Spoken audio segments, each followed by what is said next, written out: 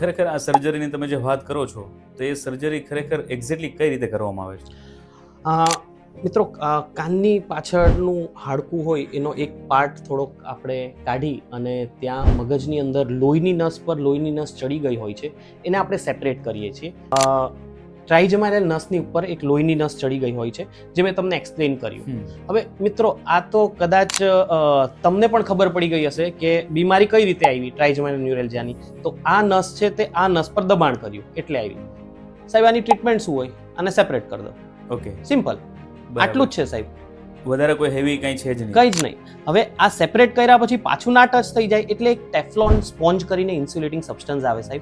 જેવી રીતે આ વાયરથી આ વાયરને કરંટ ના લાગે, શોર્ટ સર્કિટ સાથે વાયર રહી તો ના થાય, Yes. એટલા માટે આ યલો કલરનું જે ઇન્સ્યુલેટિંગ સબસ્ટન્સ વાપરે છે.